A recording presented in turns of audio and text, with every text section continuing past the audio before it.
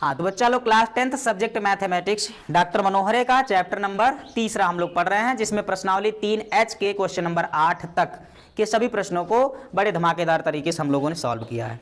आज के इस लेक्चर में हम लोग क्वेश्चन नंबर 9 को और उसके आगे आने वाले प्रश्नों को हल करने की कोशिश करेंगे, ठीक है ना। बहुत ध्यान से देखिएगा, बहुत इंटरेस्टिंग क्वेश्चन है, मजा भी आएगा और समझ में भी आएगा, ठीक है। तो क्वेश्चन नंबर 9 जिसमें क्या कहा गया है, एक व्यक्ति है, कहा गया कि एक व्यक्ति ने कुल 75,000 रुपए की पूंजी लगाई, इसका एक भाग 12% वार्षिक ब्याज की दर पर और जो दूसरा भाग या शेष भाग है उस पर 10% वार्षिक ब्याज की दर पर लगाता है, ठीक है ना।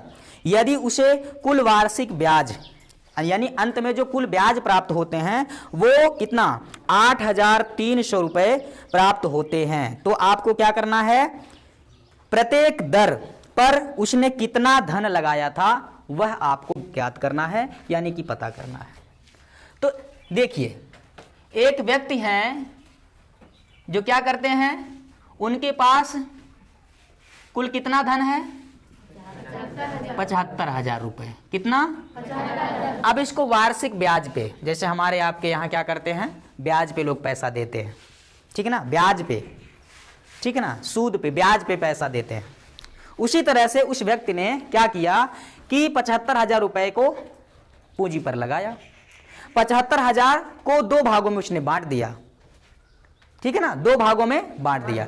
एक पर उसने 12% की ब्याज की दर लगा दी और दूसरे पर 10% की ब्याज की दर लगा दी, ठीक है। तो हमको दोनों अलग अलग धन पता करना है जब वर्ष के अंत में उनको 8,300 रुपये ब्याज प्राप्त होते हैं तब। तो मान लिया जाए बाबू कि पहला भाग, इसमें पहला भाग x है, तो बताइए दूसरा वाला क्या होगा, 75,000 माइनस, ऐसा भी मान सकते हो और दूसरा भाग आप y भी मान सकते हो। अगर आप लोग y मानोगे तो 2 समीकरण बनने की संभावना है। ऐसे में क्या करेंगे कि अगर हम पहला भाग x मानते हैं तो दूसरा वाला भाग क्या होगा, 75,000 माइनस। इसमें किसी को कोई डाउट है क्या? बिल्कुल नहीं। तो लो मैं लिख लेता हूं इसको, माना 75,000 का एक भाग कितना, x रुपए, ठीक है। तो दूसरा भाग कितना होगा, दूसरा भाग 75,000 माइनस x रुपया, बोलो होगा कि नहीं होगा? और इस पर बाबू वह कितने परसेंट का वार्षिक ब्याज की दर लगाता है, और इस पर, ठीक है ना, कितना, 10%। तो आपको ब्याज निकाल लेना है, कितने समय का, 1 वर्ष का, ठीक है। तो x रुपए का 12% वार्षिक ब्याज की दर से 1 वर्ष का साधारण ब्याज कितना होगा। तो आइए देखते हैं, 12% वार्षिक ब्याज की दर से, वार्षिक ब्याज की दर से x रुपए का, यहां मैं लिख नहीं रहा हूं, बस ध्यान में रखिएगा, 12% वार्षिक ब्याज की दर से 1 वर्ष का साधारण ब्याज। क्या आप सभी को साधारण ब्याज का फॉर्मूला याद है? क्या होता है, मूलधन गुणे मूलधन गुणे दर गुणे समय बटे भी 100 होता है क्या? होता है सर, होता है, ठीक है ना, होता है भाई, होता है। 1 वर्ष का, छिच्छी, 1 वर्ष का साधारण ब्याज, मूलधन यानी जिस पर उसने ब्याज लगाया है, मूलधन, पहला भाग में मूलधन क्या था, और दर यानी किस रेट से, किस ब्याज की दर से, 12%। कितने समय के लिए, और बटे कितना, 100। कोई दिक्कत, परेशानी? अब 12 और 100 को पूर्णतः विभाजित करने वाली ऐसी कौन बड़ी से बड़ी संख्या है, 4 है। कितना है, 4 तिया 25 चौके, लो जी। अभी आएगा 3 एक कम 3 का x में गुणा करेंगे तो, और बटे में कितना, यानी कि 1 वर्ष का, कितने वर्ष का लल्ला, 1 वर्ष का साधारण ब्याज हो गया पहले वाले भाग का कितना रुपए, 3x बटा 25। ऐसे ही हम 10% दूसरा वाला जो भाग है ना उस पर भी निकालेंगे, 10% वार्षिक ब्याज की दर से किसका, 75,000 माइनस x रुपए का मूलधन तो यही है ना। इस बार मूलधन ये होगा मेरे हीरोज, मूलधन ये होगा, ठीक है ना। तो इस मूलधन का 1 वर्ष का, बोलो कितने का, 1 वर्ष का, क्या, साधारण ब्याज। फिर वही फॉर्मूला, साधारण ब्याज बराबर मूलधन गुणे दर गुणे समय बटा 100। तो मूलधन इस बार क्या ये रहेगा, क्या मूलधन 75,000 माइनस, ठीक है ना, गुणे दर 10%, कितना परसेंट, कितने समय के लिए, 1 वर्ष के लिए, बटा कितना, 100। कोई दिक्कत, क्या 10 से 100 को काट दें, 10 एक कम 10, 10 दाएं 100। तो ऊपर बच गया 1 गुणे इतना, तो 1 से इतने में गुणा करेंगे तो होगा उतना, कितना, 75,000 माइनस x बटा कितना, इतना रुपए होगा। दूसरे वाले भाग का कितने वर्ष का, क्या चीज, साधारण। समझ में सबको आ रहा है कि कुछ लोगों को, सबको समझ में आ रहा है? किसी को डाउट है तो डाउट नेट पे जाने की जरूरत नहीं है, यहीं पर आप क्या करो, पूछ लो जी। क्या करो जी, पूछ लो। आकांक्षा तेरे को समझ में आया? Yes sir. ठीक है माधुरी, पक्का? प्रिया, अच्छा जी। अब देखो लल्ला, ये पहले भाग का ब्याज इतना, दूसरे भाग का ब्याज इतना, उसने दिया है कुल ब्याज। हाँ हाँ धनंजय हंस रहा है, व्हाट एवर माय डियर, क्यों हंस रिया है, इधर देख लो जी। देखो जी, कुल साधारण ब्याज, या सिर्फ मैं लिखता हूं कुल ब्याज, कुल ब्याज, अरे प्याज नहीं, पकौड़ी बनाने के इरादे में हो क्या तुम लोग, ब्याज नहीं प्याज। कुल ब्याज कितना, उल्टा बोल दिया क्या, ब्याज नहीं प्याज, प्याज नहीं ब्याज, चलो ठीक है क्या फर्क पड़ता है। ब्याज, ब्याज कितना बेटा कुल दिया है, 8,300। अब इसमें कुल ब्याज है, पहले वाले भाग का भी ब्याज, दूसरे वाले का भी ब्याज। तो पहले वाले का ब्याज कितना, 3x बटा 25 प्लस दूसरे वाले का कितना, 75,000 माइनस x, 75,000 माइनस x बटा कितना, 10 बराबर कितना, 8,300। लो जी, अब इन दोनों का एलसीएम, एलसीएम माने वह छोटे से छोटी संख्या जो इन दोनों से पूरा का पूरा कचाकच कट जाएगा। 50। कितना, 50। फिर से बोलो, 50। पक्का, 50 होगा क्या, तो 25 और 10 दोनों का एलसीएम बोलो कितना आया, 50। अरे बोलो ना, 50 आया, ठीक है ना। तो अब क्या करेंगे, यहाँ नहीं दिख रहा था इसलिए वहां मैंने लिख दिया।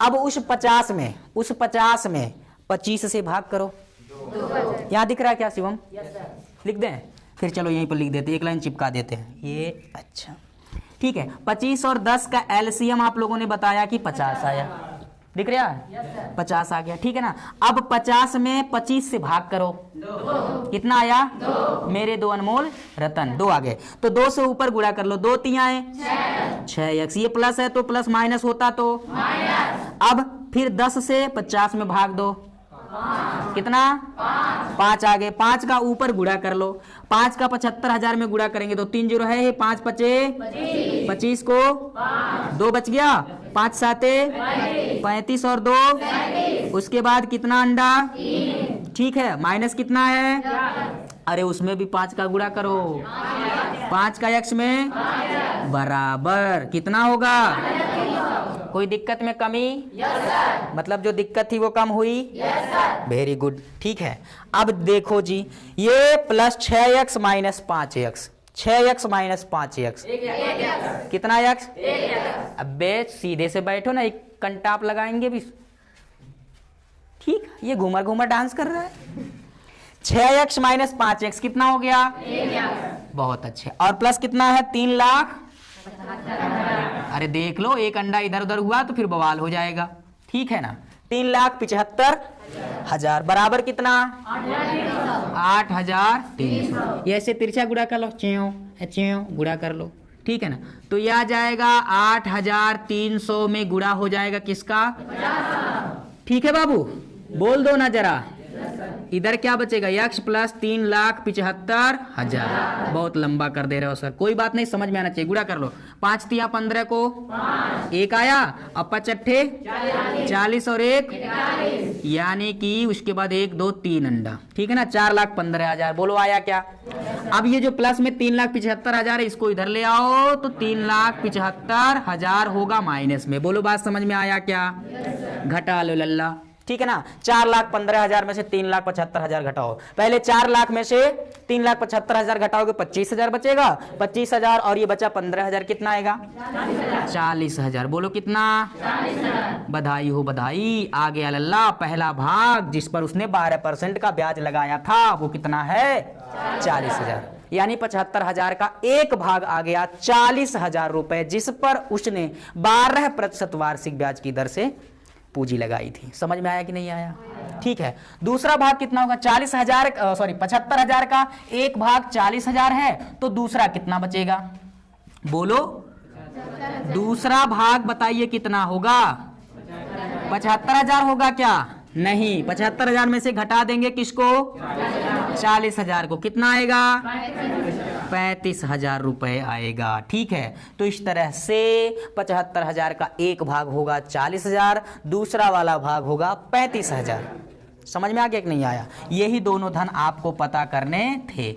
ये हो गया आंसर और ये भी हो गया आंसर। नोट करो। अब देखो, क्वेश्चन नंबर 9 को हल करने के बाद क्वेश्चन नंबर 10 भी बिल्कुल ऐसे ही हल करना। क्वेश्चन नंबर 10 बिल्कुल इसी के जैसा है, इसलिए वो मैं आप सभी को देता हूं HW। क्वेश्चन नंबर क्या है लल्ला? HW है। कैसे हल करोगे? उसमें कुल धन कितना दिया है? ये क्वेश्चन नंबर 10 है। क्वेश्चन नंबर कितना? 10 में कुल धन कितना दिया है? 5। अब इसको भी 2 हिस्सों में बांटना है, एक पर 15%, दूसरे पर नहीं, पहले पे 12%, दूसरे पे 12%। तो मान लीजिए इसमें पहला भाग x, तो दूसरा क्या होगा? 5,000 माइनस। इस पर आप लगा लीजिएगा 12% की वार्षिक ब्याज की दर। कितने साल के लिए? 2 साल के लिए। उसमें 2 वर्ष बोला है, तो 2 वर्ष के लिए। तो x रुपए का 2 वर्ष के लिए क्या होगा? मूलधन गुणे दर गुणे समय बटा 100। ठीक है ना। फिर इस वाले का यानी दूसरे वाले भाग का 15% है ना, 15% की दर से लगाना है ना। तो मूलधन इतना गुणे 15% गुणे समय 2/100। अब पहले भाग में ब्याज इतना आएगा, दूसरे में इतना। किया जाए इसको,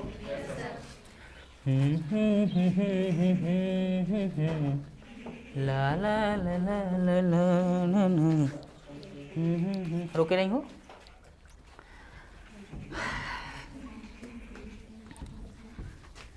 थोड़ी जगह दे दो मुझे, तेरे पास कहीं रह जाऊं। क्वेश्चन नंबर 11 देखो लल्ला, क्वेश्चन नंबर 11। चलिए क्वेश्चन नंबर 11 को धमाकेदार तरीके से हल करते हैं। बहुत ध्यान से आप लोग देखिएगा, समझिएगा, फिर उसके बाद जरूरत पड़े तो नोट करिएगा, अदरवाइज खुद से ही हल कीजिएगा। समझ में आया? तो क्वेश्चन नंबर 11 देखते हैं क्या कहा है। हाँ, ये क्वेश्चन नंबर 11 बहुत ही मजेदार क्वेश्चन आपको दिख रहा है, जिसमें कहा गया है कि मीना कहीं जीना ना हराम कर दे। देखो, मीना किसी बच्ची का नाम तो नहीं ना है? नहीं ना? अगर किसी का होगा तो भाई क्षमा प्रार्थी। मीना 2,000 रुपए निकालने के लिए बैंक गई। कहाँ गई? 2,000 रुपए निकालने के लिए कहाँ? बैंक गई। उसने खजांची से, ओए होए होए, खजांची से, कैशियर से उसने 50 रुपए और 100 रुपए के नोट देने के लिए कहा। यानी मीना को निकालना है 2,000 रुपए। मीना ने खजांची से कहा कि भैया मुझे सिर्फ 50 रुपए वाला और 100 रुपए वाला ही नोट चाहिए, मुझे 200 500 वाला नोट नहीं चाहिए, सिक्के भी नहीं चाहिए, 2,000 रुपए वाला नोट भी नहीं, सिर्फ 50 रुपए वाला नोट और 100 रुपए वाला नोट चाहिए।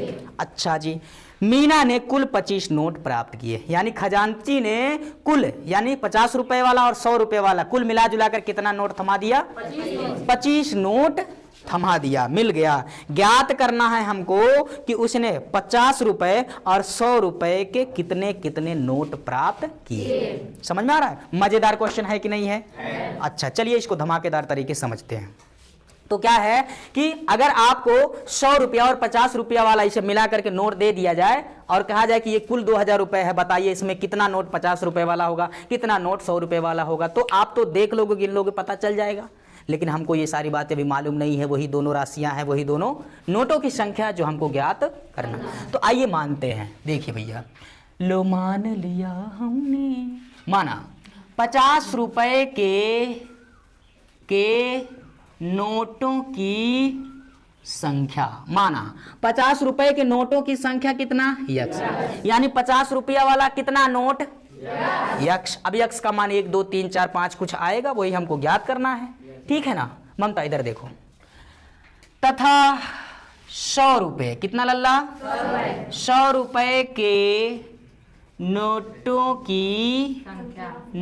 की संख्या कितना है, y, यानी x नोट 50 रुपए वाले हैं, y नोट 100 रुपए वाले हैं। कुल कितने नोट हैं, कुल कितने, 25। अच्छा जी, तो एक समीकरण आपको यही मिल जाएगा, कुल नोटों की संख्या, नोटों की संख्या, संख्या नहीं संख्या, कुल नोटों की संख्या कितना है, मीना जी को कितने नोट मिले थे, 25 नोट ही तो मिले थे। अब 25 नोट में 50 वाला भी है, 100 वाला है, यानी कुल नोटों की संख्या 25 है, जिसमें 50 वाला यक्स नोट भी है और 100 वाला वाई नोट भी, बराबर कितना, 25। लो जी, एक समीकरण मिल गया। दूसरे वाले समीकरण की तलाश कर लो, दोनों को हल कर लो, एक्स और वाई का मान मिल जाएगा, दिल गार्डन गार्डन बोल जाएगा, ठीक है। चलो देखते हैं, अब यहां पर कुल उनको कितना धन मिला है, अरे कुल कितना निकालना था, 2000 रुपए ना, 2000 रुपए तो निकालना था। सत्यम बेटा इधर देखो, खड़े हो सत्यम, अगर 50 रुपए वाले 4 नोट तुमको दे दिए जाए तो बताओ तुमको कुल कितने पैसे मिले, कितने रुपए मिले, 2 रुपया, 200, 200 कैसे आया, 200 कैसे हो गया, हाँ यही तो मैं पूछना चाह रहा था। अगर 50 रुपए के 4 नोट हैं तो कुल कितने रुपए होंगे, 50 गुणे 4। समझ में आया कि नहीं आया, पक्का। और अगर 50 रुपए के 3 नोट हो तब 50 गुणे 3, 150 रुपया होंगे भैया। और अगर 50 रुपए के 5 नोट हैं तो फिर 50 गुणे 5 कितना होगा, 250 रुपया, 250। अरे दोनों से की बात है, कमाल हो गया जी, है कि नहीं है, समझ में आया कि नहीं आया, बोलो जी। तो हम क्या कर रहे हैं, नोटों की संख्या, सॉरी नोटों की संख्या में रुपए से गुणा कर देंगे तो उतना टोटल हमको पैसा मिल जाए। अच्छा जरा सोचो, अगर 50 रुपए के यक्स नोट हैं तो कुल कितना रुपया होगा, 50 रुपए के यक्स नोट, हमने कहा 50 रुपए के 4 नोट, तो आपने कहा, मैंने कहा कितना रुपये, 50 गुणे 4। अब आप लोग बताओ 50 रुपए के यक्स नोट तो कुल पैसा कितना, 50 गुणे, और 100 रुपए को वाई नोट तो कितना, 100 गुणे बराबर कुल पैसा कितना, 2000 रुपया। अबे मार उसको कल अल्टर कहीं का, वो कह रहा 2500, 500 रुपया अपने घर से देगा मीना जी को, है क्या बात है भाई, मीना जी से क्या रिलेशन है तेरा, अभी बदमाश है, बड़े बदमाश है भाई, पढ़ाई पे ध्यान दो, एक से एक जगलर हैं भाई। अब देखो जी, कुल रुपया, या ऐसे लिख देते हैं, मीना जी लिख दें, मीना को मिला, अभी देखो वो रंजन नाराज हो रहा है, मीना जी लिखिए सर, चलो भाई मीना जी वो नाराज हो रहा होगा, है कि नहीं है, 2500 रुपये दे रहा था वो अपने घर से। मीना जी को मिला कुल धन कितना है बाबू, 2000 रुपये, ठीक है ना।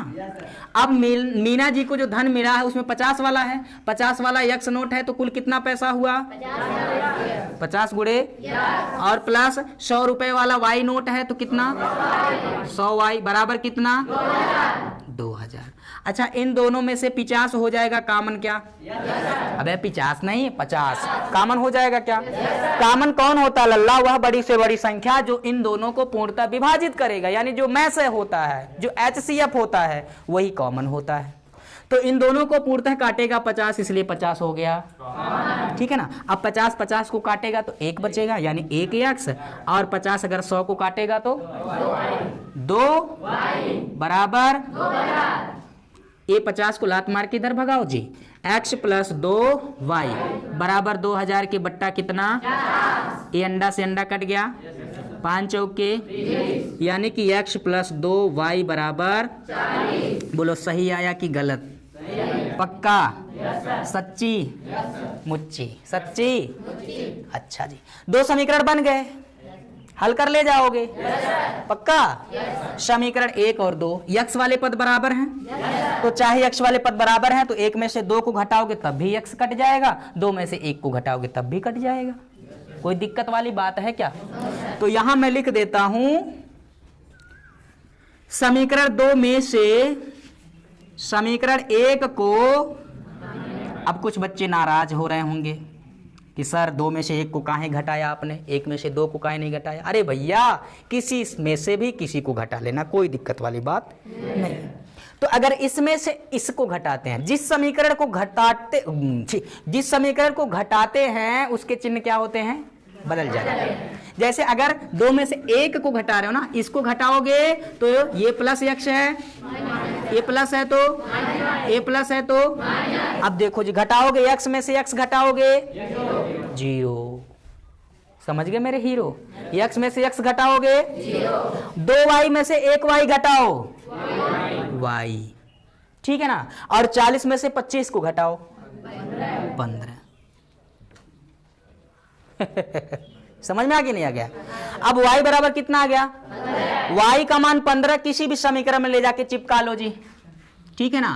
तो y बराबर 15 समीकरण 1 में प्रतिस्थापित करने पर या रखने पर या चिपकाने पर, ठीक है। तो x प्लस वाई, y की जगह पर कितना 15 और बराबर क्या है 25। समझ में आ लल्ला? अब क्या करोगे, x बराबर ये 25 प्लस 5 को उधर ले आइए, प्लस 15 इधर आएगा, माइनस 15, x बराबर 25 माइनस 15। x हमने क्या माना था,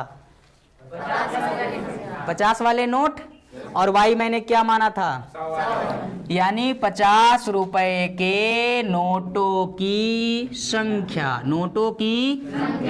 x बराबर 10, यानी कि 50 रुपए के कितना नोट होंगे, और 100 रुपए के नोटों की संख्या y बराबर 15। समझ में आया? तो अगर आपके पास 50 रुपए के 10 नोट, 100 रुपए के 15 नोट हो तो बताइए कुल कितना रुपया होगा? देख लिया जाए जांच करके। आइए भैया कबूतर की जांच करते हैं। किसकी जांच? उत्तर की छिछी, उत्तर की जांच कर लिया जाए, ठीक है ना। कुल धन 50 रुपए के 10 नोट, पैसा कितना होगा 50 गुणे 100 रुपए के 15 नोट, 100 गुणा कर लो, 500 गुणा कर लो, कुल कितना होगा? ये 2000 मीना जी को मिला था, क्यों रंजन? मीना जी को कितना दिए थे? ये अपने आप को खजांची समझ लिए हैं, ठीक है। तो मीना जी को कितना मिल गया? और 2000 रुपये हमसे कहा भी गया था। कोई दिक्कत है? आसान क्वेश्चन है कि मुश्किल है? बोल हो गया? पक्का? सच्ची मुच्ची? चलो नोट करो।